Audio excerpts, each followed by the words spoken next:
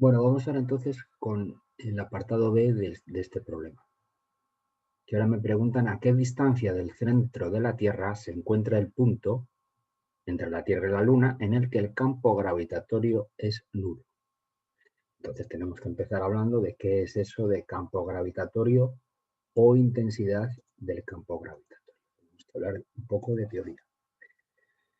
Que es un concepto complicado, o sea que si os parece difícil, no es que os lo parezca, es que lo es.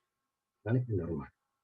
Bien, ¿qué problema tenía Newton cuando estableció la ley de la gravitación universal? La ley de la gravitación universal, ¿por qué la plantea Newton? Newton lo que quiere es explicar de forma dinámica, es decir, oye, ¿qué forma tiene la fuerza? ¿Qué características tiene la fuerza que hace que los planetas giren alrededor del Sol de la forma en que lo hacen y como describió Kepler en sus tres leyes? Entonces, esa expresión que es proporcional a las masas e inversamente proporcional al cuadrado de la distancia es la que explica las leyes de Kepler. El que la trayectoria tenga que ser elíptica, el que la velocidad cuando los planetas giran más cerca del Sol es mayor que cuando se alejan y predice perfectamente la trayectoria de cualquier astro que gire alrededor del Sol o de satélites que giren alrededor de otro, de la Luna alrededor de la Tierra, satélites, todo el movimiento de los astros. Vale. Pero el problema ¿cuál era? Que veía Newton que a él ya se daba cuenta que había algo ahí que no le decía, bueno, esto es así, está claro, medible, tal, pero sé que hay cosas que se me escapan. Él, eso de la interacción a distancia, es decir, el Sol interacciona con la Tierra a distancia y de forma instantánea, porque las leyes de Newton no parece el tiempo, entonces la idea básica es que si tú tienes una masa, si consideras que este es el Sol y que la Tierra está a una determinada distancia, pues que si yo me planteo este problema, instantáneamente aparecería la fuerza del Sol sobre la Tierra. Instantáneamente. ¿Y a través de qué? ¿Qué es esto? Porque las fuerzas de contacto son fáciles de entender, digamos, conceptualmente. Pero esa fuerza, esa interacción, la idea de que se transmite a través del vacío, eso chirriaba mucho. Por eso empezó a aparecer o recuperarse el concepto de éter, ¿no? De algo que luego sabemos que no existe, al menos como se planteaba, de la forma como se planteaba. ¿Y cómo se resuelven estos problemas de acciones a distancia, a través del vacío, instantáneas? Pues viene un señor que se llama Michael Faraday, un físico y químico importantísimo del siglo XIX, fue autodidacta, de ser un tío con un talento brutal, pero no recibió una formación reglada, vamos a decir. Él se fue buscando la vida, trabajó en una librería y bueno, fue leyendo todo lo que conocía, todo lo que veía de ciencia, se empezó a buscar la vida, entró en contacto con Henry Davy, que era un tío que, se, que divulgaba ciencia para la gente de dinero de Londres y tal, y entonces un día habló con él y Davy dijo, este tío es un fenómeno. Y entonces empezó a trabajar con él y a partir de ahí pues hizo independiente y tal. El que no tuviese una base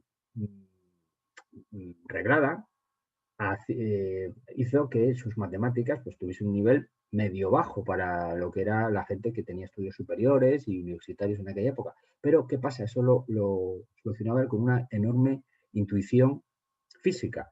Y entonces él introduce el concepto de campo. Así sin más, campo. Vamos a hablar de campo gravitatorio, pero él sobre todo empezó con el campo eléctrico, campo magnético, ¿eh? Es el genio del electromagnetismo, uno de los grandes genios del electromagnetismo. Y si nos centramos simplemente en la idea de campo, ¿qué es un campo? Por ejemplo, tenemos el campo de las isobaras cuando nos hablan del tiempo que va a hacer y nos ponen un mapa, una región del espacio, donde tenemos ahí pues, unas diferentes zonas y que si hay altas presiones o bajas presiones, es decir, que en cada punto definimos una presión. Aquí va a haber una presión P1, aquí va a haber una presión P2, aquí va a haber una presión P3. Bien. La definición de campo es una zona del espacio perturbada por la presencia de una partícula, de tal manera que cuando otra partícula entre en esa zona, va a sentir la perturbación. Y dices, vale, pues con esa definición que me has dado, me he quedado como está. Bien.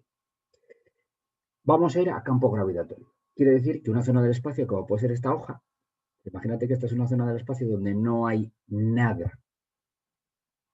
¿Vale? Y ahora de repente digo, bueno, vamos a colocar aquí una masa M. Una masa de valor M kilos. Según la definición de campo, te dice, vale, pues entonces has alterado el espacio alrededor de esta masa. De tal forma que se puede definir, claro, aquí tenéis que entender que la física lo que plantea son modelos matemáticos de la realidad, que van siendo cada vez más refinados con el tiempo.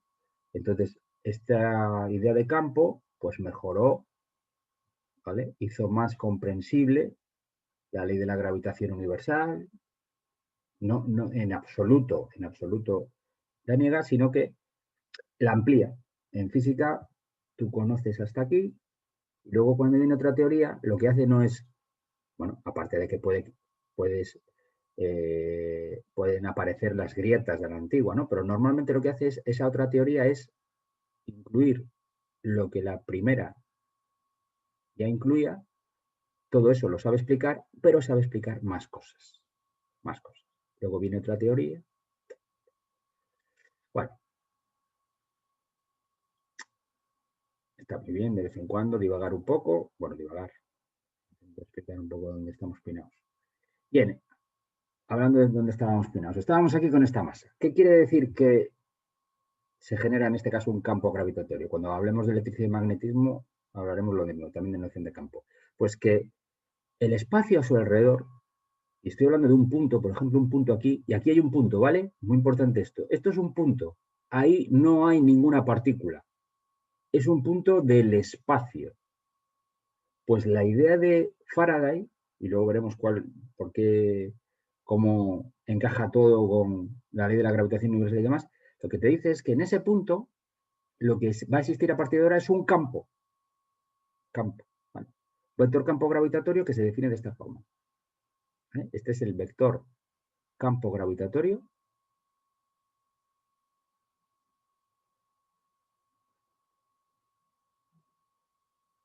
O también intensidad.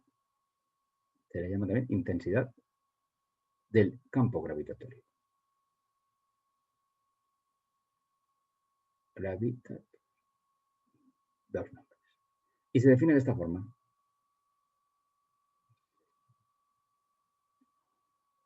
Importante. Molto importante.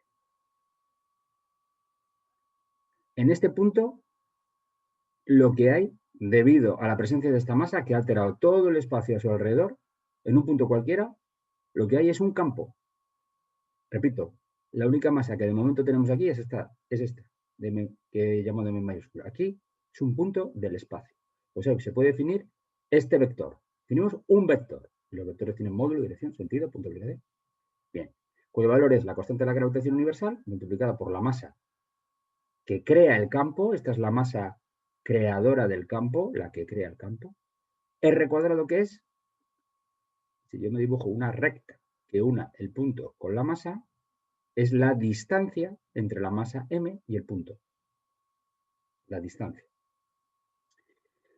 Y este vector g siempre está dirigido hacia la masa que crea el campo. Entonces, ¿cómo es este vector unitario U sub R para que todo encaje y tal? ¿Cómo era? Eso es, de sentido opuesto. Un vector unitario cuyo módulo vale 1.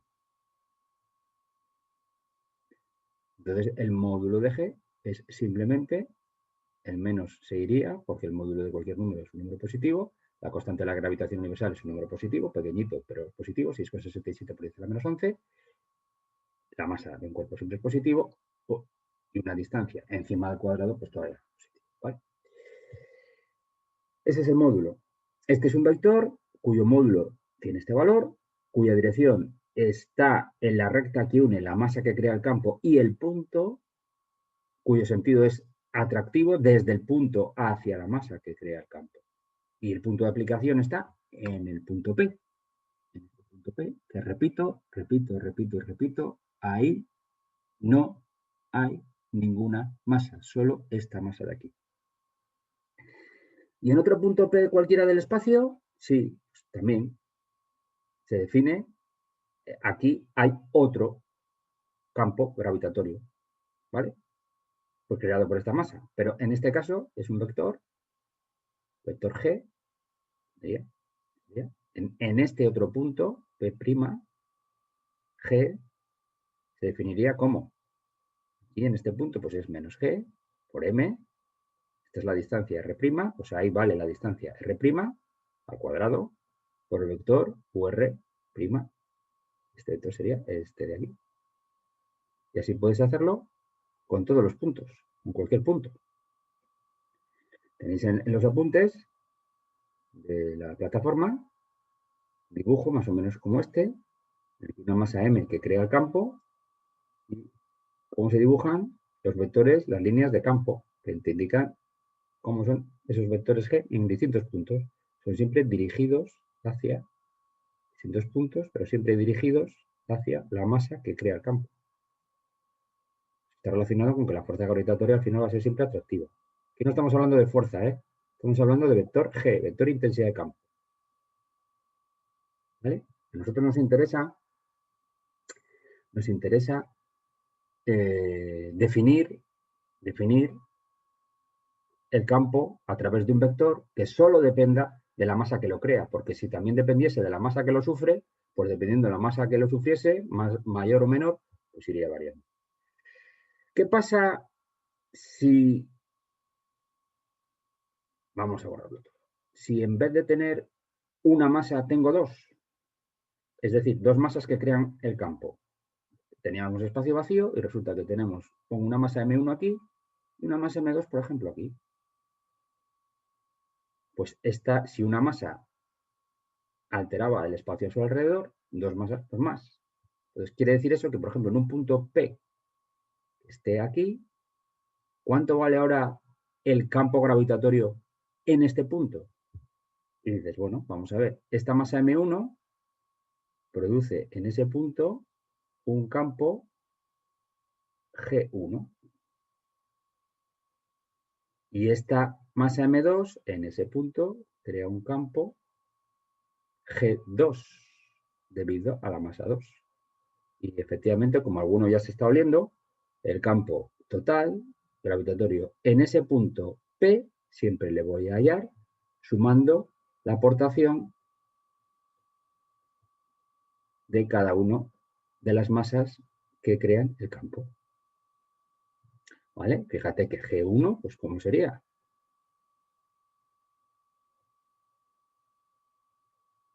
Este sería U1, vector unitario U1, sería el vector unitario U2. Esta es la distancia desde la masa M1 hasta el punto donde yo quiero saber cuánto vale el campo, y R2 es la distancia desde esta masa hasta este punto.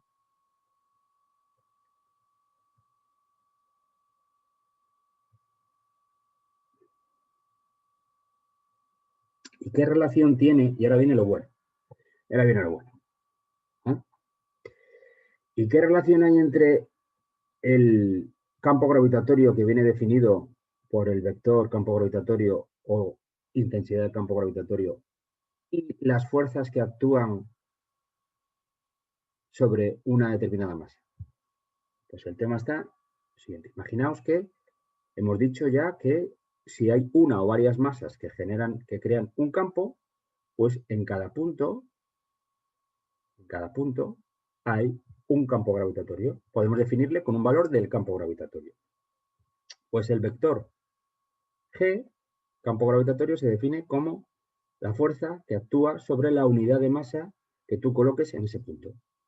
Fijaos, por sobre la unidad de masa. Si la masa pues 1 kilo, pues G y F tienen el mismo valor. Por eso se dice que se define el vector intensidad de campo como el valor de la el valor de la fuerza que actúa sobre la unidad de masa. ¿Y eso qué valor tiene? Pues tiene el valor de que si tú, aquí en este punto existe un campo G, en el momento en que tú coloques ahí una masa M, que esta es la masa que sufre el campo, inmediatamente sobre ella sufrirá una fuerza de valor M por G. Después me he quedado igual, que estaba casi. Vale, vamos a repetir la jugada. Si hay una única masa, o sea, para el caso más sencillo, una única masa, pero esta es la masa que crea el campo, ¿vale? Y a ti lo que te preguntan es, oye, si yo coloco en un determinado punto, este de aquí, venga, este de aquí, en ese punto yo sé que va a haber un campo gravitatorio. ¿Qué valor tiene? Este. De ese R al cuadrado es la distancia entre la masa y el punto. Vale. Y me dicen, si yo ahora en ese punto colocase una masa M minúscula, por ponerle un nombre, que esta es la masa que sufre el campo, que sufre la interacción. Esta es la que sufre el campo. ¿Qué fuerza actúa sobre esta masa debido a la presencia de esta otra masa M mayúscula? Esta es la fuerza que actúa sobre esta masa, que es la que sufre el campo. Luego, la fuerza que actúa sobre esta masa M minúscula, si tú sabes cuánto vale G, es simplemente el producto, tienes que multiplicar la masa por G. Y todo concuerda porque, fijaos, si aplico la gravitación universal, claro, hemos dicho que todo esto del campo gravitatorio y tal tiene que explicar también, incluir también la ley de la gravitación universal, y evidentemente. Fijaos que esta F es igual a M por G, claro, F es igual a M por G. Pues me queda, según he definido el vector de intensidad de campo, y digo, oye, pero esa es la ley de la gravitación universal. Y digo, sí, efectivamente, porque esto de campo gravitatorio, esta nueva idea, este nuevo concepto, debe explicar también la ley de la gravitación universal, ¿vale? Y es la misma. ¿Qué pasa? Que este concepto explica muchas otras más cosas y además le da consistencia y evita esos problemas de acción a distancia, el vacío entre las dos, una interacción instantánea. La interacción instantánea se resuelve considerando que hay que realizar un trabajo para trasladar la masa hasta aquí, hasta este punto, y entonces cuando hablemos de energía, que me estoy adelantando un poco, de energía potencial, energía mecánica y todo eso, pues veremos que el campo también hay una magnitud que la define energéticamente, esta es la magnitud que la define dinámicamente, es decir, si hablas de fuerzas, es el vector de intensidad del campo el que vas a necesitar. Y nada, y si el campo gravitatorio en un punto es el generado por varias masas, pues dices tú, vale, no pasa nada. Voy a calcular el valor del campo gravitatorio total en ese punto. ¿Y cuál es la fuerza que actúa sobre una masa M que yo colocase ahí? Pues simplemente multiplicas el valor de la masa por el valor de G. Este G puede ser creado por una masa, por varias, que sea. Pues una vez visto esto, vamos a resolver el apartado B. El apartado B nos decía a qué distancia del centro de la Tierra se encuentra el punto entre la Tierra y la Luna en el que el campo gravitatorio es nulo. Entonces digo, vamos a ver, si actúan dos masas, sabemos que el campo gravitatorio total, el valor total, será el debido a la acción de la Tierra y a la acción de la Luna. Y diríamos, y en general, el campo generado por un cuerpo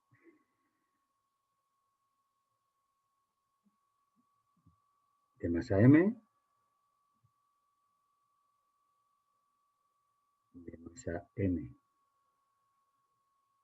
a una distancia R de ella,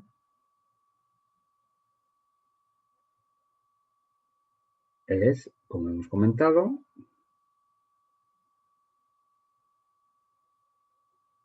¿vale? Ya sabéis que hay que explicar las cosas. Y en este caso, nos preguntan el punto que cumple que ese campo total es nulo. ¿Dónde está? ¿Cuál es ese punto? Entonces, lo que me están diciendo es, un poco como antes, tengo aquí la Tierra, la recta que une Tierra y Luna, y pues nada, yo digo, pues habrá un punto,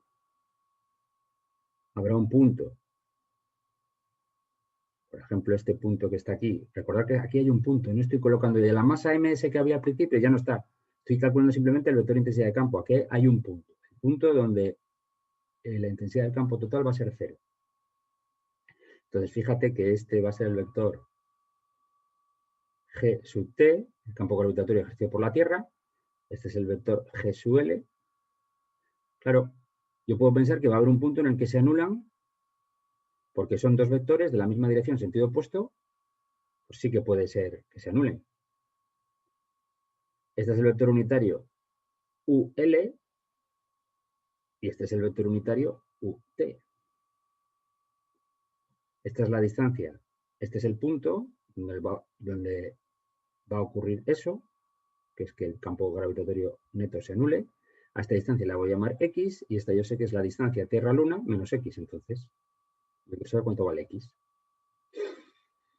Si yo defino, por no dibujar otra vez encima y tal, si mi sistema de referencia es tal que a la derecha positivo es el eje X y vertical hacia arriba es el eje Y, pues nada, como antes, el vector unitario que yo llamo UL sería menos I, el vector unitario UT es el vector más I. Bien, seguimos. Y hemos planteado, entonces el vector G total es la suma, pues entonces en este caso, lo expresamos así. Esta es la distancia Y es la distancia, perdón, X es la distancia a la Tierra y la distancia de ese punto a la Luna es esta de aquí, en el vector U es menos I, y queremos que esto sea 0. Si eso es 0, pues se tiene que cumplir. Sacamos factor común a la constante de la gravitación universal y al vector unitario.